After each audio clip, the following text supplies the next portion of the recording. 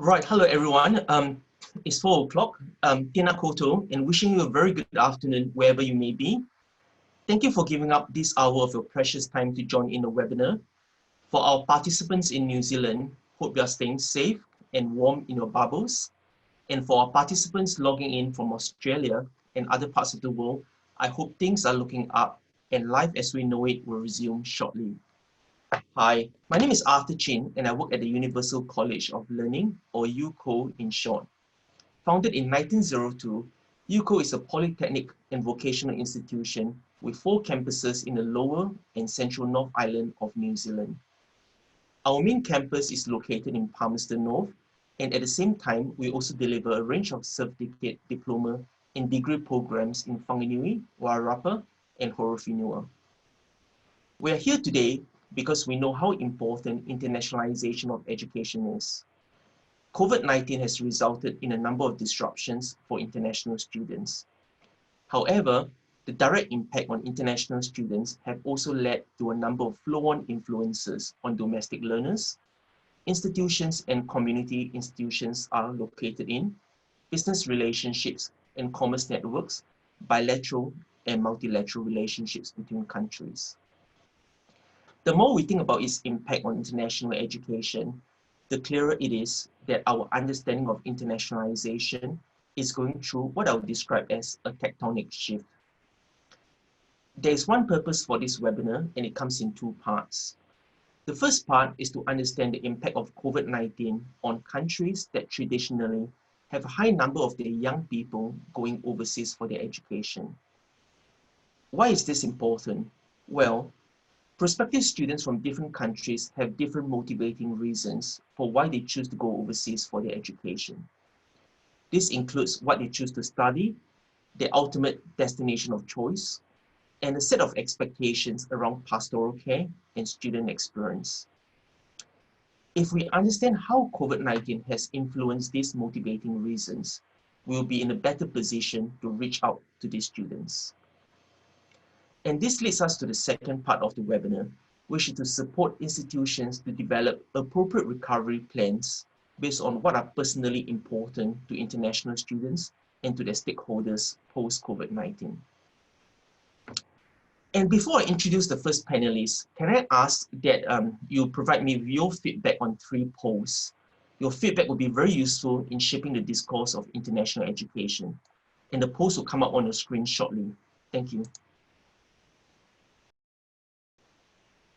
So on this note, I'd like to share with you the 3 panelists who have very graciously given their time to share with us their insights on the subject of what COVID-19 means for international education. Francesco Mamolejo is currently the education advisor based at the chairman's office at Kauta Foundation. Prior to that, he worked for the World Bank in 2 different roles.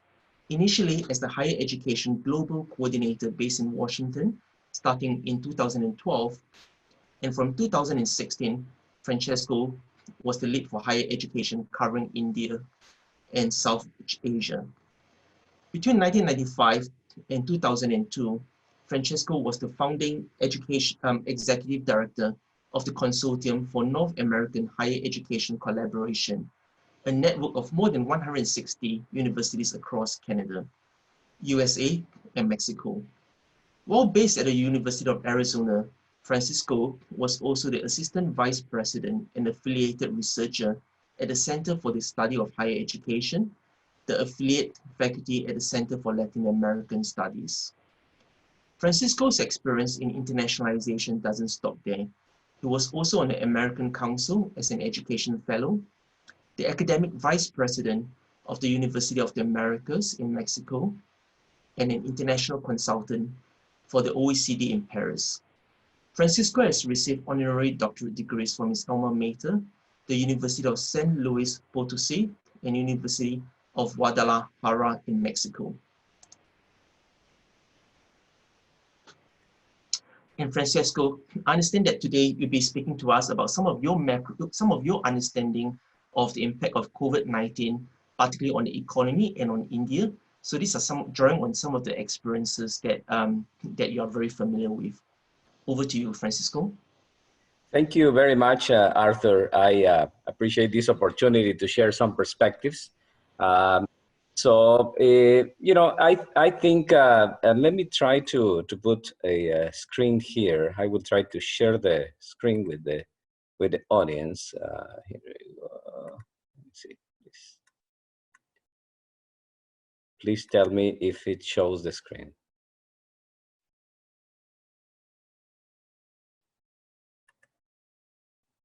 Can you see the screen right now? Yeah. So I think just brief, what Arthur asked me was to do a little bit of a sort of thinking with you about what are the significant implications that what I refer to as the new normal will have on international education. And so I think, first of all, probably might be important to recognize that all of us are dealing with the completely unexpected.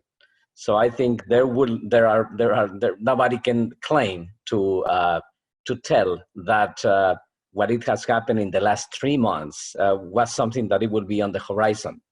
And for that matter, it is evident that we should recognize that nobody has the truth about what is the situation right now. I just wanted to share with you, I don't know if it is possible to show that here, UNESCO's statistics showing how in a relatively short period of time,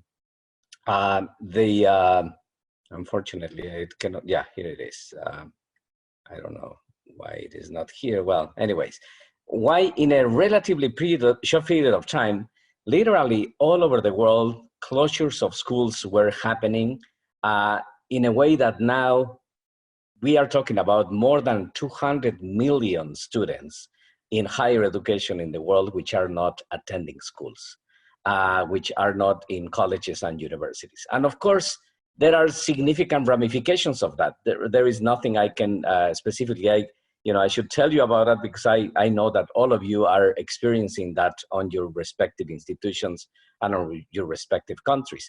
But for sure, what is happening took all of us by surprise.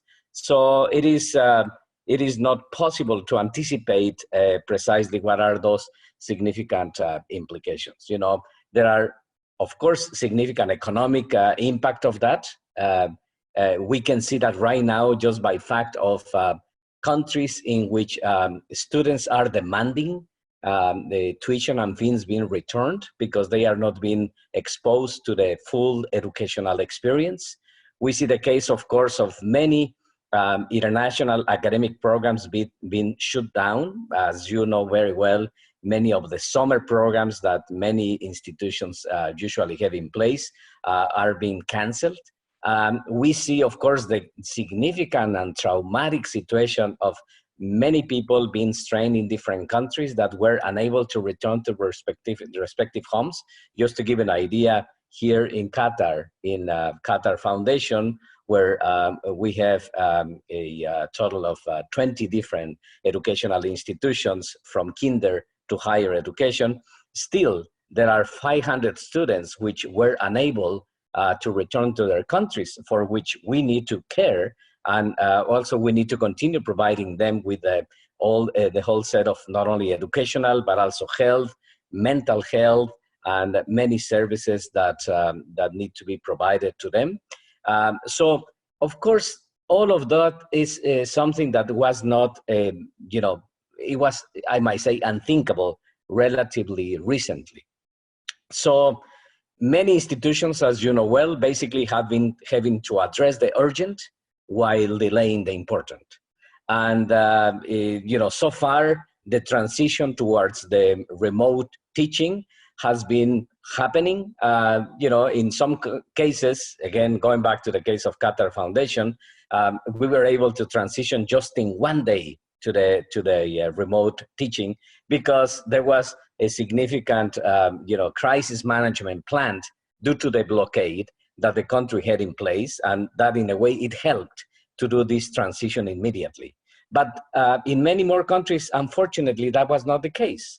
Just recently, I was reviewing the statistics of a country in which at this point, only 30% of the teaching is happening remotely, which means that the 70% of the teaching is just not happening. And of course, there are many reasons for that. Reasons that have to do with limited access to technology, the fact that for many teachers, just transitioning to the online teaching basically meant to continue talking in the same style, but just using the Zoom or any of the new platforms. Of course, there is the case of many countries in which the basic access to connectivity still is not there. You name it, there are many reasons. And also there is the case of countries, you won't believe it, but it is the case of countries in which significant pressure from the teachers' unions is preventing the teaching to continue, because they argue that this, and it is true, that the new way of teaching is gonna increase the inequality in the knowledge in the teaching and learning, so that there will be many students which are gonna be left behind. And of course, that is evident. But on the other side, it is just very difficult not to think that also something has to do with the rest of the students. So it is a very difficult, very complicated situation that, of course, institutional decision makers have a difficult situation to deal with. And of course, now the challenge is what is going to happen after. So let me tell you briefly, because I was asked by Arthur to talk a little bit about the case of India, because the previous experience in India, I had the opportunity to learn a little bit about such a complex system of higher education. It is, as you know, a very large system of higher education. In fact, is the second largest system of higher education in the world, that has been growing dramatically in recent years, which means that relatively soon, the global stock of people with higher education globally, a significant share of that is going to be precisely provided by India. So there is no doubt that there is a very important to pay attention to what happens in India as again the country with the second largest higher education enrollment in the world, which today it is in lockdown, which means that the almost 30 million students in higher education in India are not attending colleges and universities. And also India, as all of you know, is the second largest provider of international students to the world. So the big question is, what is going to happen in this particular case with the students in India? There is, of course, also a significant diversity of and fragmentation, I might say, of the system of higher education in India, with more than 42,000 higher education institutions. In average, I used to use this figure to make just the point about the fact that it is a system that is constantly growing just because the demand that exists for access to higher education.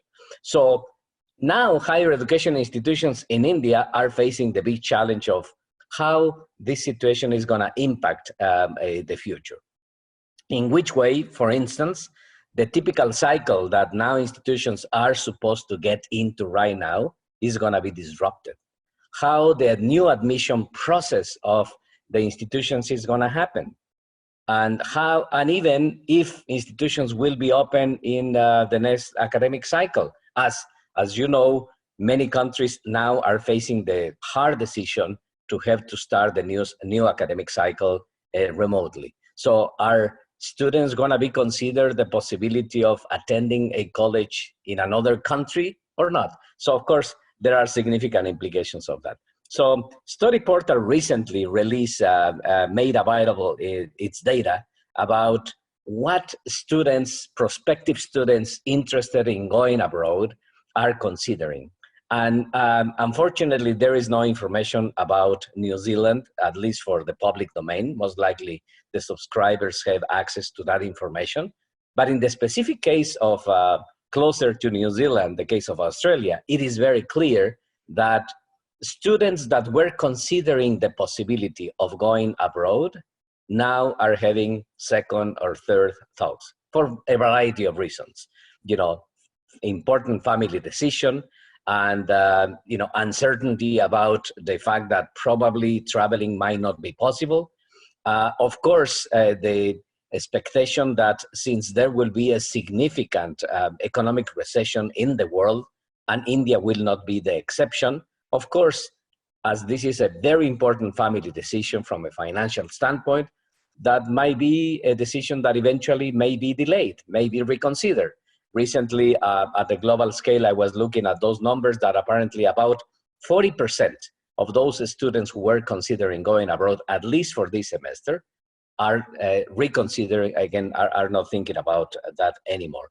And you know, Australia is not the exception. You can see the case of Indian students considering the United States, Indian students considering UK or even Canada.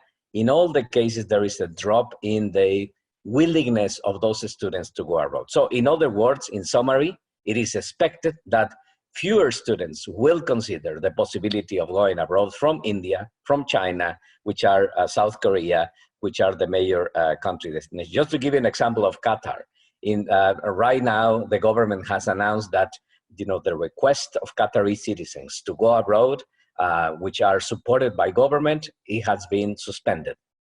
This semester it will not happen.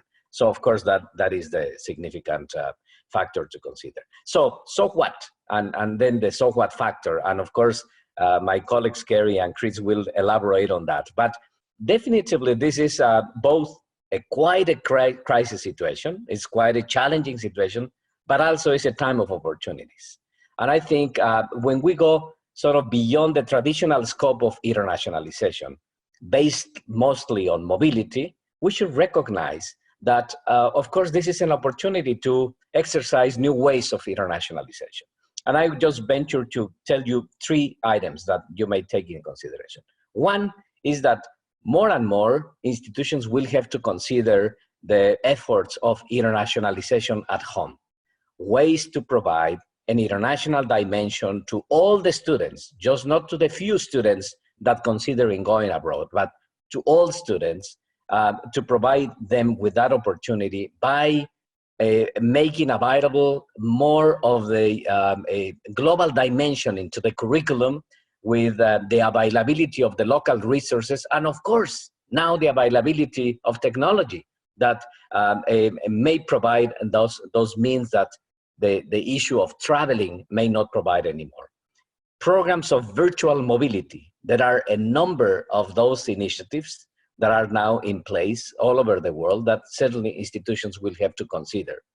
The idea of the possibility of establishing micro campuses and or alliances with institutions in other parts of the world in order to have students from those institutions enrolled in our institutions while staying abroad and eventually coming to our institutions. You know, those type of innovative mechanisms that may allow institutions to still consider the possibility of connecting to those potential and or new students while still they are at home, and then providing them, of course, with a flexible, different financial opportunities. So that's another option that eventually could be explored. So those are some of the ideas that for sure institutions will have to consider in the new normal.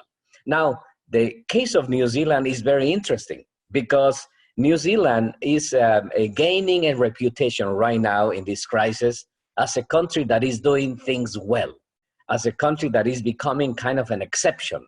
And certainly at a certain point, I anticipate that it will be probably 1 year, if not 2 years from now, you know, probably traveling restrictions will become a little bit loose. And of course, probably the possibility of families to recover in order to consider the idea of studying abroad again as a feasible one. Of course, there will have to be taken in the analysis at different points. So New Zealand has an opportunity to become a new and much more visible and attractive place if there is this reaffirmation of being a country that has something unique, different, that takes care of, and also that, of course, the most important, that it has a good system of higher education.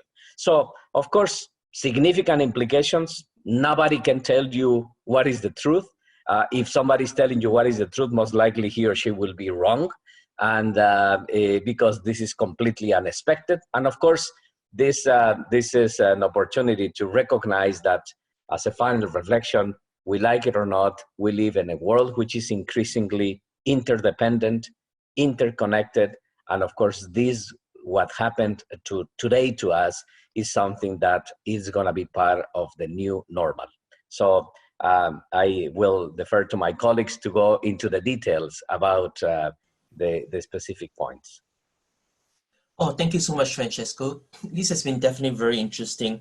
I think a couple of points that really stuck to me is how we talk about micro campuses, institutional relationships, but also obviously, there's the need for teachers at a secondary, primary level to change the whole nuance or understanding of how teaching, could be undertaken on a virtual stage. So I just want to take the opportunity now to move on to our second speaker.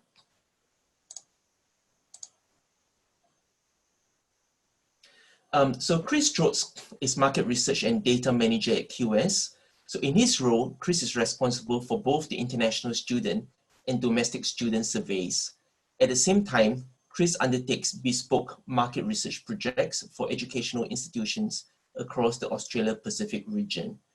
Chris is an experienced market researcher who has conducted qualitative and quantitative strategic research for commercial, not-for-profit, government and political organizations. He's passionate about using data to go beyond the obvious in understanding student behavior, values, and decision-making. So so what Chris is going to be speaking to us is about some of the work that QS and in particular Chris has undertaken. And I believe some of the findings will be really, really interesting because it looks at not just from what's happening at one specific region, but more at a global level. And then we'll move on to the third speaker, Carrie Ramirez. So Carrie will speak about some of the topics that's in relations to COVID-19, but how they impact on institutional at more of a grassroots and domestic level. So over to you, Chris. Thank you, Arthur, and thank you everyone for tuning in this afternoon. Just bear with me for a second as I get my screen up so I can share some slides with you. Is that all working good? Yep, great. So as Arthur mentioned, the first part of what I'm going to be speaking to you about today is some of the findings from some market research that we at QS have been conducting over the past couple of months regarding both the manner in which COVID-19 has impacted prospective international student intentions and flows, as well as how it's impacted institutions themselves and what type of measures they're putting in place to help kind of manage the situation as best they can. So I'm just going to share you a fairly kind of abridged version of some of the research we've done today. It's quite a large project and we do have more to show you, but what I've got today is to show you just at a really high level how students and how institutions have been impacted. And this first slide that I'm going to show you is, we just wanted to get a feel for the proportion of that prospective international student pipeline who said that their study intentions have been affected by COVID-19. And obviously the situation has changed quite a lot over the past couple of months. So what we've done is broken that down by the week in which they responded to that survey. So if you look towards the start of that chart, so prior to the 5th of March, it was around about just over a quarter of prospective international students said that their plans had been affected. So at that stage, it was still considered to be a fairly minor issue. It was kind of limited to a few sort of select markets. It was primarily affecting, at that stage, China and more specifically Wuhan, as well as it was starting to encroach into places like Italy, South Korea, Iran, but it was sort of still seemed to be localized to a small number of areas. Over the course of March, it really exploded. It became obvious that this was a really significant global issue. It started to spread throughout continental Europe, the United States, Southeast Asia, including Australia and New Zealand. And as you can see, over the course of March, the percentage of prospective students who who said that they were affected by COVID-19 really exploded from that 28% all the way up into 58% in that final week of March. So over that few weeks, when we started seeing travel bans, lockdowns, campus closures, it really, over the course of March, it really took shape as a global issue that that most prospective international students believe they would be affected. What we've seen over the past sort of 3-4 weeks is a little bit of a stabilization, where we're now at the stage where 60%, about 6 in every 10 international students say, prospective international students say that their study plans have been affected by COVID-19, and it seems to be kind of, stabilizing at that point. But we've also seen is a large growth in the proportion who said they don't actually know whether their plans have been affected. So that's grown from about 13% prior to the 5th of March up until about 30%. So along with that 60% who said that their plans have been impacted, there's another 30% who said that they don't actually know yet, leaving only about 1 in 10 who said that at the moment their plans are still unaffected by COVID-19. And it stands to reason that there's quite a lot of uncertainty. If you are planning to study in 2021, it's really hard to predict what the situation is going to be like. Will there continue to be travel bans? Will campuses still be closed? Will you be able to do that? So what we're seeing is most students believe that they're affected, and of those who are not affected, who aren't sure they're affected, most of them don't know. So it is now a pretty, as you may understand, it's pretty understood to be a widespread issue at that point. But let's take a look at how it's impacted prospective international students. So we looked at, we asked if you've been affected by COVID-19, in what way? How are you planning to respond to that if it's interrupted your study aspirations? And we've limited this data to the start of April in order to sort of, that's when we sort of stabilized at that figure of about 60%. So what we can see is that most students are intending to defer their studies until next year. I think this is a reasonably promising statistic. As you can see, only about 10% plan to abandon their international study aspirations altogether. Only a similar proportion, about 10%, said that they're planning to study elsewhere, to study in a different country to the one that they originally intended to. That figure's actually dropped considerably from March to April, obviously, as COVID-19 spread throughout the world, as more countries closed their borders. There was initially, that figure was up around 30% who said that they were looking to maybe switch the country they were planning to study in, but now it's only a very small minority as sort of the global nature of the pandemic has sort of revealed itself. And about 17% said that there's something that they're planning to deal with it in some other way. And those people who said that they're planning to respond in some other way, most commonly it was kind of a wait and see kind of vibe. They don't actually know what's going to happen in the future, and before they make any decisions about how their study plans will take shape in the future, they're just going to wait and sort of see how the situation unfolds. There was a proportion who were waiting to see how they will be affected by things like language testing. There were a proportion who were looking to transfer to online study or study locally. So there's lots of different ways that people are planning to deal with their interrupted study plans, but about 2/3 do seem to be settling on deferring their study until they're able to study, until it's safe to move overseas to study, until normal operations have resumed. And just very quickly, we'll look at how it's impacted institutions. We'll talk a little bit more about this in detail in the second part, but firstly, we asked institutions, what impact do they think that COVID-19 is going to have on their applications in sort of the short and medium term? And the majority think that they're going to get a decrease in applications from international students. A further 21% said they don't really know what's going to happen. 23% said they don't think it'll really change. And only a very small proportion of 5% said they might expect an increase. But what you can see is there's a broad acceptance that there's going to be a decrease in applications from international students in the short and medium term, as well as a high level of uncertainty. And finally, in terms of, and we'll talk about this a little bit more in the second half when we talk about the recruitment pipeline, but what we're seeing, as you may have expected, is there's going to be a lot more reliance on digital marketing and recruitment over the coming months. You can see digital events, digital marketing, one-to-one online meetings are going to be a lot more important and valued over the coming months, as those abilities to conduct in-person recruitment fairs, in-person meetings and the like are very limited over the coming months. So we're going to see a rise in digital events, digital marketing, and the like over the coming months in order to fill that shortfall in that face-to-face recruiting. But we will unpack this a little bit more when we talk about the recruitment pipeline in the second part of my presentation.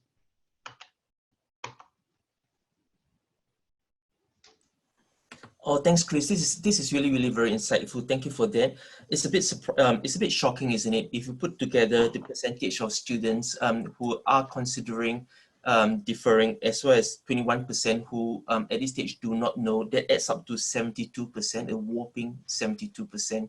So that's a significant proportion.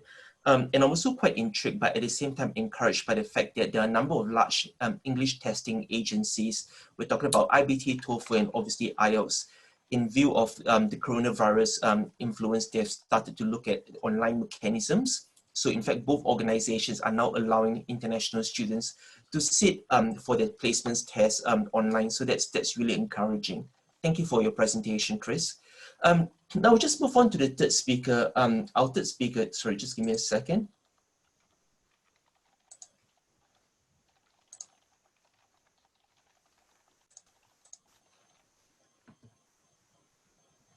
Our third speaker is Kerry Ramirez. Kerry Ramirez is an economist with 15 years experience in international education. Kerry is responsible for the largest benchmark analysis of international education strategies in New Zealand. After completing his master's specializing in international business, Kerry established StudyMove in 2006. In that role, he has successfully completed numerous data projects for universities in Australia, New Zealand, and the United States. Kerry is an expert in the areas of benchmarking, business intelligence, and online marketing.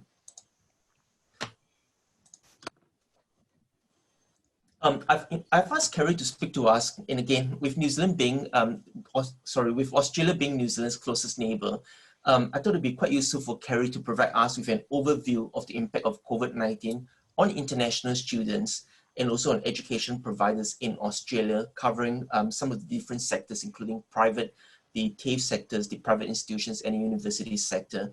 So again, we always see quite a bit of similarity between what happens in New Zealand and Australia. And I think what Kerry will share with us will be very much relevant to our sectors here in New Zealand. Over to you, Kerry. Thank you, Arthur, and thanks for everybody to connect. I hope that everybody is keeping safe. I know that it has been incredibly challenging this period for everybody in the international education sector. And as Arthur mentioned in my first round, and I'm gonna just share my screen now, I just wanna share with you probably as a quick summary of something that is very complex, which is basically how here in Australia, it has been a big, obviously, and challenging period as a result of COVID-19. And what are the first lessons that we can actually take from this very complicated period? On the second round, a little bit later, I will actually talk more about some principles that we can see in the road for recovery. But at the moment, I'm just gonna talk a little bit about the impact that we have seen here in Australia very briefly.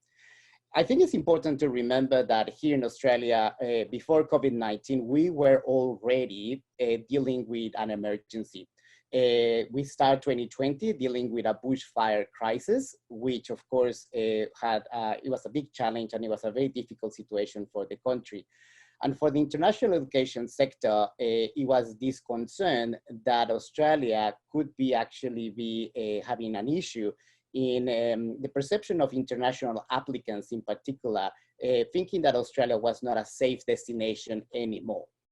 So in the middle of that, we of course wake up one day and we will start dealing with the situation that comes from COVID-19. And as you all know, it was initially in February when the Australian government and the New Zealand government also react quite quickly, and they put together the initial travel ban for travelers coming from China. That, of course, was a very difficult situation. China, just like for New Zealand, it's one of the most primary markets for international education. And recently, it actually was just yesterday, we learned that it's still 38% of Chinese students enrolled in programs here in Australia at all sectors. So 38 are still in China. They haven't been able just to return and to continue their programs here in Australia as a result of this situation. So that actually was already a very complicated situation that didn't impact not only the start of new students, but also I think it's important to remember that this is also creating an impact in students who were continuing and they were outside of the country when COVID-19 came and affects all our lives. So as we move in this timeline, and as Chris was explaining, when the virus spreads all around the world, this was a problem that it was beyond the international education sector. It actually went across the globe and across all the economic sectors. And the big response after we just initiated the lockdown here, and it was basically at the end of March and start of April, and probably one of the big changes that will affect the way in which we operate in this sector is when we actually move to online learning. I think that we also need to acknowledge the fact that, yes, it's a very challenging situation for the sector, but at least we have an alternative. If we think about other sectors like tourism, hospitality, or the aviation sector, they actually don't have any alternative. And we are very fortunate that at least with online learning, which has been a massive process just to move everything to online learning, at least we have some room to move in the following months and during the current challenging times. I just want to show you something that is quite interesting, and I think it shows how big it has been, these disruptions. We have been looking recently into Google Trends just to try to identify some of the changes that users online are actually taking through their search activity. And this is basically a chart that shows you the volume of search for online courses in the last 5 years. And one of the things about COVID-19, as we all know, is that it was something that came very quickly with a really big magnitude. So as you can see here, basically in the last 2 or 3 weeks, the search for the term online courses worldwide had a massive peak going to the highest point in 5 years. And I think also it shows the response that institutions all around the world are actually putting in place just to move everything to online. Now, I also would like to mention that it has been very important to see, and to be honest, I feel so proud of being part of this sector for everything that I have seen that you guys are doing. But one of the big priorities and focus that we are experiencing here in Australia is all about student support. We know that international students are a vulnerable group as a result of this health emergency. And we have seen that the international education sector in Australia has taken a lot of great initiatives, putting together a lot of financial support for international students. We have been following that, and at least at the university level, we can pretty much know now that I will say every single Australian university has some sort of a financial program to support international students. They go from assistance that could go from $500 to up to $3,000, depending on each institution. But also we have seen that the states and some of the local governments have been putting some initiatives in place to support international students. In this range of support programs that we have seen, it has been interesting just to see that there has been a new creative ways just to support students, of course, through accommodation options, or in some cases, actually giving a loan that basically comes from what students in semester 1 pay on their fees. There actually, some universities are gonna providing a loan based on that to students just to support them through these difficult times. So I think it's quite interesting just to see how very rapidly the sector has been changing and evolving under this very complicated situation. Now, just very briefly, some initial numbers on the impact of COVID at this stage. A few universities here in Australia, not every single one, but a few universities had reported their drop on enrollments. And we have seen that it goes on a range of 15 to 30%. What I think is interesting about this is that we need to remember that COVID-19, it will impact everyone, but it will impact everybody in a very different situation, on a different way. For instance, we have 2 universities here in Sydney. 2 of them are part of the group of 8 universities, very well-ranked universities with a very high engagement in China, so very similar distribution of the students and very similar fees. So very, very similar and probably 5 kilometers from each other. And one actually report a drop in enrollments of 17% and the other one of 30%, which is pretty much double. So very, very different, the magnitude of the impact of the enrollments. And I think that's one of the big lessons when we move forward. COVID-19 has been, creating an impact in everybody, but actually in very different ways. So the road to recover will be different for everybody. And of course, we can all share some lessons for everybody, but I think we'll need to identify what works and what doesn't work for us. The ELICOS and the school and the vocational sector in Australia probably has been the most vulnerable out of everybody. They don't have the resources that the big higher education providers have. There is some government support that is really keeping them alive. There is a program called JobKeeper from the Australian government that is allowing some small providers and actually small businesses in Australia just to keep paying salaries and to keep the economy floating. I think that that's going to be helping them. But I think that the challenge for these sectors, the ELICOS, the school and the vet, is going to be massive in the next couple of months because of the lack of resources and because they're a little bit more vulnerable in terms of competition and other factors that will be coming in the next couple of months. Now, I also want to follow what Chris explained about the importance of digital marketing. We also have seen that COVID-19 has moved in a very impressive way, and I've been in the digital world for quite a few years in Australia, but I have never seen how quickly and with the commitment, and obviously because we have no other option, we have been moving to digital marketing strategies just to engage with the students. So that's going to be interesting just to follow. And I was having a conversation last week with a university that basically said, I'm not going to print brochures in 2020. I realized that I don't need brochures. And I have heard that discussion for years of the effectiveness of using print brochures. And I think that this is just creating an opportunity also to innovate and to try new things. So in the next round, I will just talk more about some of the principles that we identify. But at this stage, kind of that's the scenario that we have just in a nutshell, Arthur. Oh, thank you. Thanks so much, Kerry. Thank you. I'm just conscious that we're running a bit behind time. So I thought what we'll do is that we'll just move on to the second part of the webinar, and then hopefully we'll have a bit of time for Q&As. So what I'd like to do with the second part is that I'll start off with Chris, who will be providing us with QS views on what are the critical success factors that institutions at a global level will need to consider to ensure that the integrity of their international enrollment pipelines are intact. And this will be followed by Kerry, who will discuss some of the key considerations that Australia-based providers are grappling with right now. Obviously, this will be relevant for the audience. And Francesco will end with the presentation on what the new normal looks like, a bit of crystal gazing into the future of international education. And hopefully this will leave our participants with food for thought. Over to you, Chris.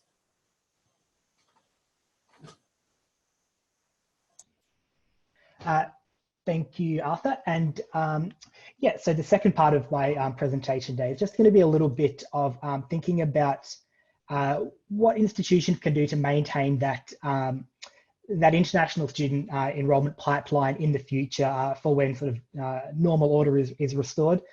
This is based on some of the data that we saw in the previous section, as well as some of the advice and the expertise that I've sought from QS Enrollment Solutions, which is one of the divisions within QS, which partners with universities to fill that enrollment pipeline with through the recruitment of international students. But firstly, I think it would be wise to have a look at what that enrollment pipeline actually looks like. Now, what we've seen based on the data that we've collected over a period of time is that enrollment journey usually takes around about 10 months, just under a year. So that's kind of from that period of sort of first contact, that first inquiry that an international prospective student makes through to the time when they enroll. That takes about 10 months, just under a year. There's lots of work that goes into it during that period. And there's lots of opportunities for communication, some of which have been affected by COVID-19. They said an average 10-month enrollment journey. Over that time, we see an average of 3 to 5 inbound communications. So that's inquiries made by the prospective student to the institution that they're applying to.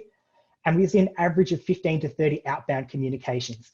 So that includes broadcast messages, so EDMs, SMS, but also one-to-one communications, live chat, phone calls, personalized emails. So there is a lot of back and forth communication that goes into that enrollment journey. And it's important that we sort of maintain that part, that we maintain we're doing those types of things throughout this crisis. If you're recruiting for 2021, a 10-month pipeline means that you need to be recruiting for 2021 now. It's not advisable to, I suppose, take your foot off the pedal, wait and see what happens, because it's not going to be as simple as sort of turning the tap back on in October or November and getting those recruits in for semester 1, 2021. It's that long process, and we need to be doing as much as we can to sort of maintain that over the coming months. The main way that this has been affected by COVID-19 is that along with all of these inbound and outbound comms, we also have face-to-face events. We have things like recruitment fairs. These are obviously not going to be happening for the time being with no capacity for face-to-face meeting. What we're seeing and what we're experiencing at QS is where possible, pivoting some of those face-to-face events into digital events, so digital recruitment fairs, digital open days, things like that, in order to, I suppose, replicate that traditional pipeline, that traditional enrollment journey as closely as possible when we can't exactly replicate what we've done in the past. Keeping those recruitment channels on is going to be important to maintaining those numbers for when we do sort of restore normal order. So it's something to think about. How can you, if there's things that you can't do now that you have been able to do in the past, how can you replace these? And how can you do it now? Because we are going to need to be doing these things now rather than sort of waiting for the future, because as I said, it's not as easy as simply turning the tap back on. The second point I'd like to make is it's really important to understand the market shifts. And we are seeing some market shifts over the course of the COVID-19 pandemic. What we've seen from our own internal data is that overall inquiries are slightly down in the first quarter of 2020. What that means is the number of individual inquirers is slightly down. But however, we're seeing inbound communications have actually risen over that time. So a smaller number of inquirers making a larger number of inquiries. So there's a resourcing issue there. You've got a smaller number of people requiring a higher level of service to answer all of the questions they're having about how the pandemic has affected them, what they need to take, what they need to consider, how their application and enrollment is going to be affected by that. We're also seeing a bit of market diversification, and without going into what specifically we're seeing, because that is obviously going to be dependent on, that's going to vary by institution. But the point to make there is you should really be having a look at your internal data, having a look at where your inquirers are coming from, having a look at whether that's changed now compared to, say, this time last year, making sure that you are aware. Are countries that have provided a rich source of international students in the past, are they dying down? Are new countries popping up? Being aware of any market shifts that have been occurring as a result of COVID-19. We're also seeing a shift in demand. We're seeing an increase in pathway and foundation courses. There's potentially an opportunity there for institutions who specialize in courses of that nature. We're seeing communications continue to vary, and what particularly we're seeing is more of an appetite for one-to-one communication. So things like live chat, phone calls, SMSs, because the inquiries we are getting are requiring, they're expecting a more of a a one-to-one service rather than relying on sort of those traditional broadcast communications to answer the questions they have. The point to make that is that the volume of new prospects, although it is sort of slightly down, there is still a high number of prospects. They're starting their journeys earlier, they're asking more questions, they're broader in the range of courses and the types of courses they're seeking. They're asking the same sorts of questions, but what everyone really needs to be doing is taking stock of their data, seeing where their inquirers are coming from, what they're looking to do, how they differ from the past, and in doing that, using that to personalize their communications and the ways that they're reaching out. So all of this data that we've collected, as I previously spoke about, it's really important that we use that to personalize communications. So some of the ways that we at QS Enrollment Solutions do that, we personalize our communications by nationality, by the way that they're coming, by the channel that they come into the university through, the level of study they're looking to acquire at, where they are in that pipeline. The point there is, again, you need to be tailoring those communications as best you can in order to make your communications as relevant as possible. And I think the reasoning for that is, as we saw, there's going to be a slightly smaller kind of overall pool of international students to rely on. However, the demand is still going to be the same from institutions, which means that there's going to be more competition. So how do you compete in more competition? You provide a more personalized service. So what we're expecting to see and what we'll be doing is making sure that we can use the data that we've collected, adapt to changes in the markets, to really make sure that we're personalizing our communications as much as we can, making sure that we can demonstrate that we really understand the prospective international students, what they want, what their needs are, and providing the information that they need to make the best decision about what they're going to study. And just kind of summing that all up, my final slide is timing and cadence is going to be key in the enrollment journey. So as I said in that first slide, maintaining frequent communication, looking for opportunities to replace face-to-face events with digital equivalents where possible, but understanding that there is a long pipeline and that it really needs to start now because we're not going to be able to just turn the tap on when the time is right. Secondly, collect as much data as you can, particularly about any potential changes in your inquiry market, because it might be different to what it was 12 months ago. Personalizing communications using that data. Use your communication channels strategically, leverage your student preferences, and where possible and where resources allow, communicate one-to-one to demonstrate that you really do understand students' individual needs and you can provide them the information that they're looking for. And finally, be smart about your resources. As I've mentioned, there's going to be an increased focus on one-to-one communication, more tailored communications, and a greater volume of communications per inquiry. So be smart about your resources. Where are the bottlenecks? Decide what's really valuable in maintaining that enrollment pipeline. And I think we're all going to have to understand that over the coming months, we're going to be expected to do more with less. So it's perhaps the time to take stock on what's most effective, what's most valuable, and what gets the best results. And again, my final point to go out with is that now is not the time to take your foot off the accelerator. Your competitors won't be. New online players offering online study options are not going to be. Recruitment for next year should be starting now. And hopefully these tips can help you sort of manage that. Just finally, as I've said, the data that we've collected today and the insights that I've shared for you come largely from QS Enrollment Solutions, who assist with institutions managing that enrollment pipeline through lead management, applications, offer conversion, student engagement, retention. Feel free to get in contact with me through LinkedIn or the like afterwards if you do have any further questions about that. But that's all from me for now. Thank you. Oh, thanks so much. Thank you, Chris. Hi, guys. So for everyone who's watching in, I'm just conscious that we're about 3-4 minutes to 5 o'clock. I'm just going to continue with this webinar, and I do appreciate that some people may have different commitments, so I do recognize that. What we'll do is that the recording, if unable to join us for whatever reasons, thanks for the opportunity. What we'll do is that we'll continue with the webinars. It's being recorded, so I will encourage you to revisit the webinar at some stage or when it's convenient. So at this stage, I'll just move on to Carrie. Carrie, over to you in terms of what you could share with us in terms of your views of what's happening in the Australian market. Excellent. Thanks, Arthur. Yep, I just gonna go, and probably it will take me 8 minutes just to really think about what could be the road for recovery. It's quite an interesting time, and in a way it's quite positive that we can have now the head to start thinking about the following months, because for a while we're stuck on going day by day, just trying to understand what's going to happen tomorrow. Here in Australia, just like in New Zealand, we are, in terms of the health emergency, in a quite fortunate situation.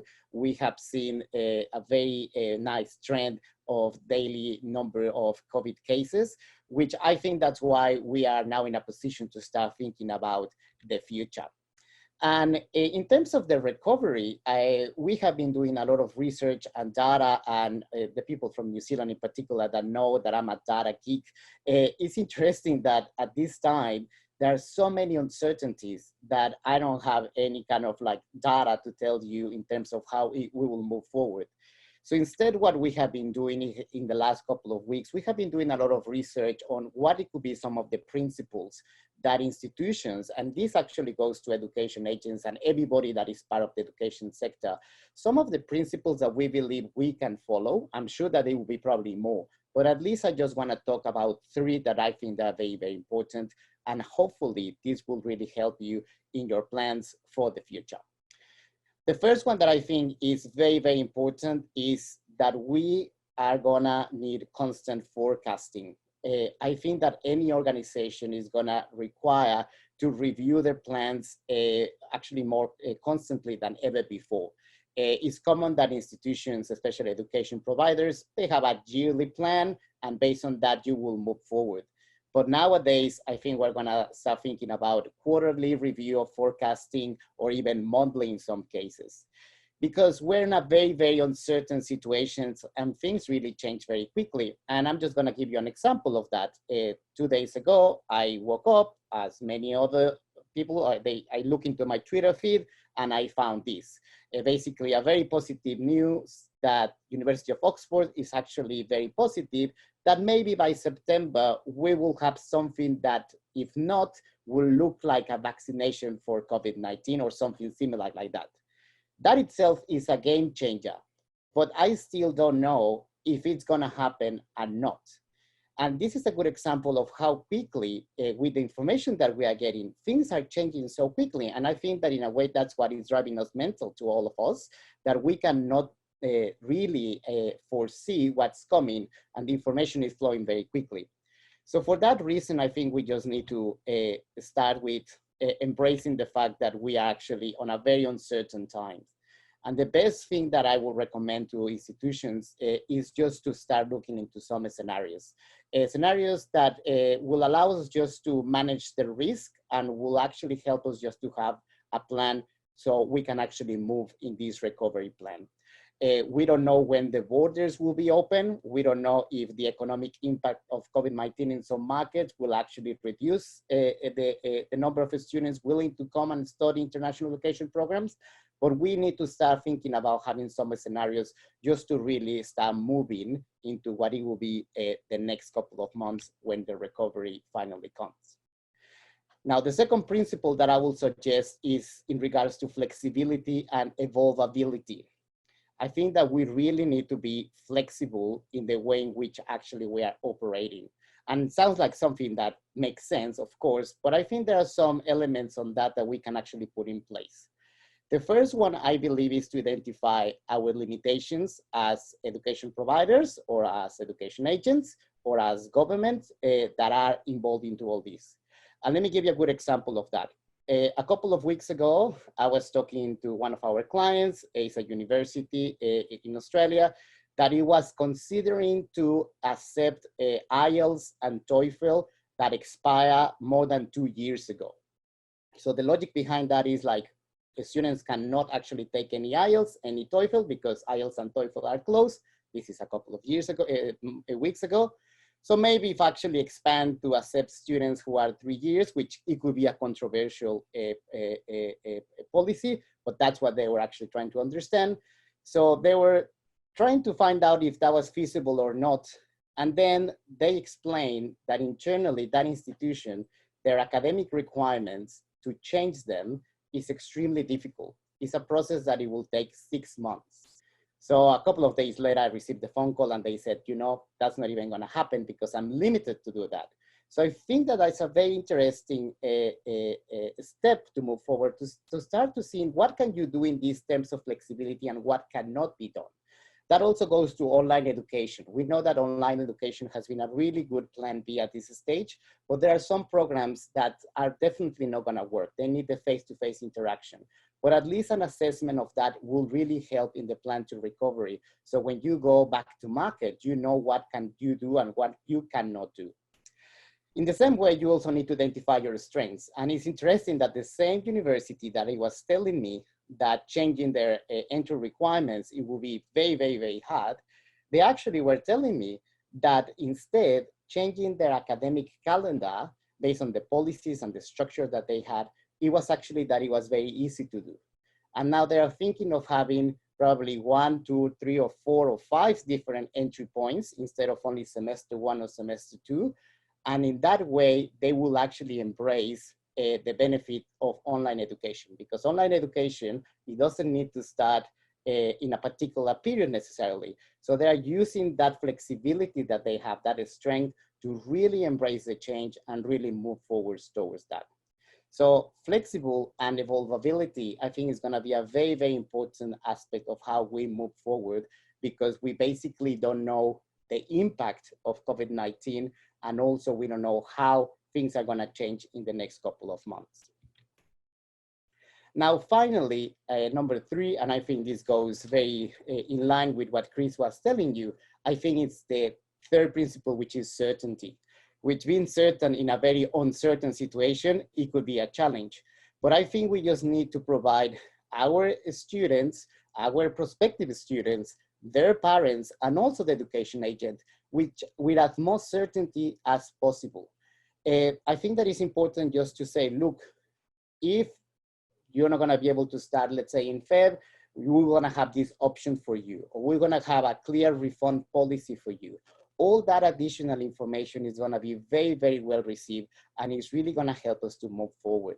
But we also need to remember that in this international education decision process, is not only about the students, also parents in some particular markets, they play a very important role. So remember to have those clear communications, and it could be pathways or scenarios that you clearly put in line so we actually can move forward and bring some certainty under a very uncertain scenario. And finally, I also want to underline the role of education agents. Agents have been hit really, really badly by all this. So I think that we also need to be as flexible and as certain with education agents as possible.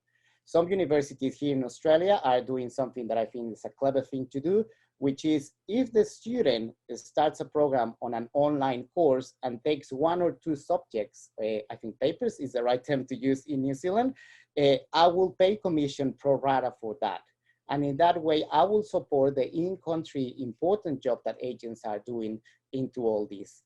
So just have that in mind. And as I said, this is something that it could be just a few initial principles that hopefully will help you in these very uncertain and challenging times. Wonderful. Thank you, Kerry. Thank you so much for your presentation.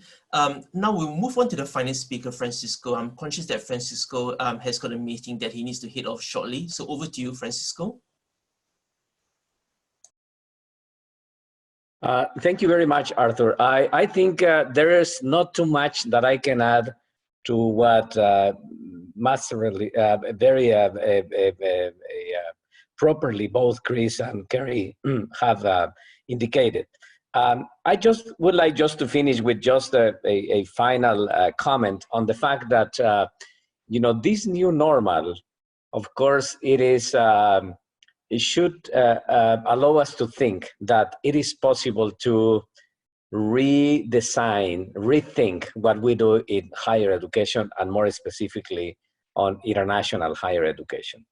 So in the two scenarios that, and the different scenarios that we hear about, there is one consideration that I like to add that I think it is important. And it is the fact that, the significant financial disruption that the world will face, the significant economic recession that the world will face, again, will make a little bit more difficult to consider that students, just because the coronavirus crisis may be over, are going to be ready to come back to our institutions. So I think we need to be a little bit more pragmatic on thinking about that. Now, how do we consciously design for the new normal? Well, I think that this will require significant political willingness from both government and institutional decision makers to think about ways in which we can make our higher education and international higher education more innovative. That requires also significant willingness to disrupt. It was very clear from Kerry's presentation that we need to challenge many of the assumptions we have. Do we need the traditional way to measure the ability and the competencies of the students? Do we need to think that the face-to-face teaching learning process continues being the norm? Do we need to consider that all the academic contents that we include in our academic programs still are valid and needed? So I think we need to, institutions that really want to move forward, we need to be able to consider and to take to consider willingness to disrupt. We need to consider innovative ideas. The idea of the microcampus that we were talking about, the semester zero, by having students remotely while we connect with them at a future time, etc., etc. And of course, it will require a participatory approach. This is something that needs to be decided with many more. Teachers should be included, education agents also consideration should be taken in place, etc. And then finally, I think it will require a more important decision-making based on evidence, because that is many times we base our decision just in anecdotes, and I think it is time to base decisions just in more evidence. So there is a new normal. There is no doubt that business as usual will no longer be the same. And there is no doubt that this uncharted territory for all of us is going to be both challenging, but at the same time, fascinating. I just finished with one a quote that I always use in my presentations, but I think it is much more timely and relevant today. Is from Paul Valéry, who used to say that what it concerns us about today is that the future no longer is what it used to be. Thank you very much. Oh, thank you so much, Francisco. I really appreciate it. And I'm conscious that you have got a meeting that you need to hit off to. So if you need to leave, please do, and I'll connect with you at some stage later today. Thank you so much for your participation. Thank you, Kerry. Thank you, Francisco. So what we'll do now, everyone, is I've got a list of questions. I see that everyone has been busy typing on the Q&As. So what I would like to do is perhaps I'll just go through some of the questions that I've printed out, and potentially I will sort of rotate between the three speakers, the three panelists. So the first one of the questions I've got is, what do you think the recovery trend for China will look like over the next 12 months, given that there's been a gradual path of decline that's been occurring since 2018, just prior to COVID-19's commencing?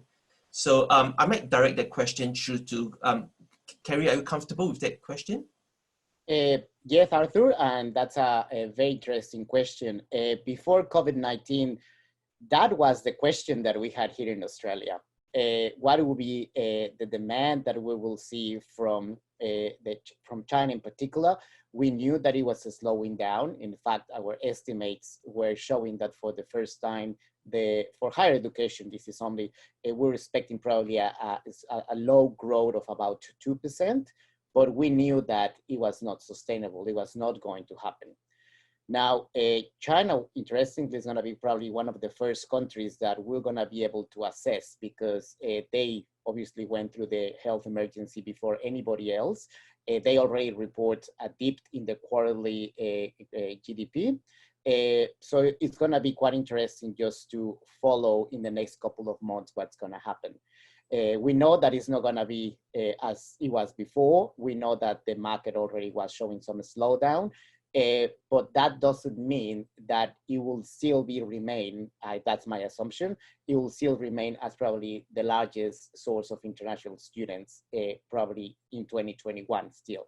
So interestingly also, I think that we need to learn more about now how Chinese applicants and students are engaging with online. China is a very technologically driven country, which is gonna be very interesting just to see how they shift or how they decide not to shift to online learning. Some of the analysis that we have done with Google Trends already show us some of the differences. The use of MOOCs is something that is highly sick and of great interest of the Chinese students rather than online courses. So I think that institutions probably they should look into, okay, if we're gonna be on the online kind of world for the next 6, 7, 8, or 9 months, we also need to do how we're gonna engage with China in that way. So just to summarize, yep, we'll definitely gonna see a dip in China. How big it is, we still don't know. I think that in the couple of months, we will see it. The good news is that it will be probably the first country that will have some robust data to understand the changes that come from COVID-19. So actually, in my opinion, that's a good news just to prepare for what's gonna happen next year. Thank you so much, Kerry. It's fascinating, isn't it? It's I've been working with a number of education institutions in China and obviously with agents as well, probably for the good part of the past 10 years. And with the China structure, it's normally no more than 10% of a course could be completed online for the entire qualification to be recognized by the Chinese government. And these are relevant because it's obviously if the Chinese students are looking at applying for a civil job in China, they will need to have their overseas qualification endorsed and recognized. So it cannot cross the 10%. But what's been really fascinating is that with COVID-19, the Chinese government is now recognizing that, hey, there's no way to keep it under 10%. So they are recognizing and allowing students to complete all their papers online, at least for the rest of this year. So that's been fascinating. I've got a question, since that Francisco is still here, I've got a question, Francisco, directed at you. How do you think, based on your experience, how do you think that the New Zealand education sector, and particularly the providers, can leverage on its reputation to get through COVID-19? Well, you know, I mentioned initially in my presentation that there is an interesting positive sort of increased outlook of New Zealand in the world, and I think higher education properly can piggyback into that. You know, as a safe a country, environmentally friendly, with good quality of life, and if we add to that it is a country that has, let's assume, let's dream about a higher education system, which is both good quality, but more important, innovative and relevant towards the new normal, towards the new sort of world in which we live, which is focusing not only on the specific academic content of the profession in which a student is enrolled, but also that is providing a more comprehensive, holistic, a perspective to the students, which is making students a good future citizens of the world. I think if that can be translated into the narrative of what higher education is in New Zealand, that will help to make a significant difference in the decisions of those who want to look for places where to study abroad. I think if New Zealand tries to do more of the same, that might not work. But if New Zealand tries to make that particular differentiation of that uniqueness of its higher education system, of the entire educational experience of the students, then I think that is going to make of the country a much more visible place in the world of international education. Thank you, thank you, Francisco. That's really insightful. I've received quite a number of questions about online learning. Obviously, you know, that's one of the key areas that institutions have been thinking of, and that clearly was demonstrated by yourself, Carrie, in one of your slides. So, in terms of online learning, the pricing structure for online courses versus in-classroom courses. Chris, have you got any views in terms of based on your surveys and understanding, how institutions are pricing their online programs? Was this something that QS has some insights into? Not me specifically. I think maybe Kerry may have an answer to that. I think I saw that in the chat. But I think on the topic of online study more generally, what we are seeing from the data is that there isn't yet a really, I don't think there is yet a strong appetite from the student side of things for that model of learning. There is still very much a strong preference for that traditional style of on-campus, face-to-face learning. I think the push to online study at the moment, I think it's probably more driven by the realities of the circumstances we find ourselves in, rather than driven by the demand for it. So I think the question moving forward is going to be, is it what students really want, and can they be convinced that online study is what they want as an alternative to the model of study that they've previously envisaged, which is going to a campus and sitting in a classroom and making friends and having that traditional university experience. And I think thus far, there doesn't really seem to be a lot of evidence that that's a trade-off that most students are willing to make yet anyway. Yeah, it's definitely very fascinating, isn't it? The whole student experience. We talk about how, you know, to what extent would online or technology be able to compensate for some of the social experiences, which is very much part and parcel of an internationalization. You know, the purpose for internationalization.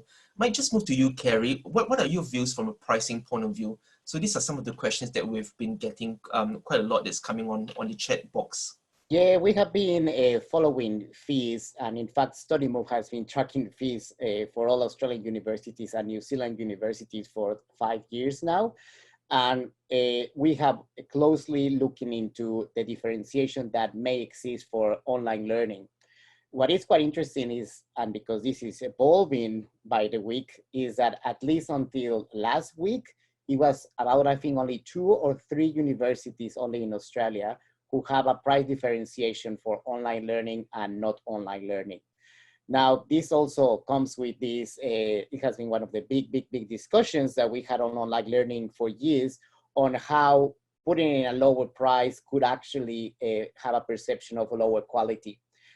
So I think that institutions are gonna try to follow a more traditional approach of saying, we're gonna have the same price for online learning and on-campus experience. But what we have seen also is a more intense use of scholarships or / fee waivers, just to have that price differentiation point without really having a clear impact in price position. But I'm just gonna offer a scholarship just to compensate the different study experience that are given. So it's interesting to see how things are moving. But as I said, this is an area that is moving quite rapidly. And one of the big questions that institutions are having now is what price I'm gonna set on my fees for 2021. Once again, this goes to the uncertainty that exists, because let's say that everything gets fixed and we're back to the new normal in September. Should I discount my fees anyway? Should I actually put my fees a little bit higher? Should I keep the fees? So in that marketing mix of the 4 Ps, I think that's one of the big ones that is gonna be a challenge for everybody. But keep monitoring how things are moving, so you actually get probably the most frightful answer, which at this stage is a bit hard to have. Thank you so much, Kerry. Much appreciated. It's quite fascinating, isn't it? It's very easy for us to drop, or institutions to drop prices, but then the expectations, you know, there'll be quite a bit of pushback when prices have to be, you know, increased. So that's some food for thought here. I've got a question. In addition to what Kerry had indicated, I have seen the case of institutions that are, you know, coming with the idea of issuing vouchers. So, and the vouchers are going to be exchanged based on the time that students eventually may come back to the campus or something like that. You know, there are different ways to be creative about that, but for sure, Something that, again, I insist all the time, think about the fact that many institutions will face significant financial cuts. So it is a very difficult time. Look at what is happening right now in the United States. It's many institutions are announcing significant, budget cuts that are going to be affecting many things, especially those institutions that rely a lot on international students. That's a big challenge. That's right. That's right. It's a bit like offering credits, isn't it? Trying to retain the student or the customers, to avoid them from, losing them, being lost completely. I've got one more question, which I'll probably direct at Francisco, but I'll open up to the other two panelists as well. It's about agents. So obviously we understand that with a large number of international students withdrawing or deferring their study, it's got a financial impact, and the financial impact is affecting the viability of a number of education agencies.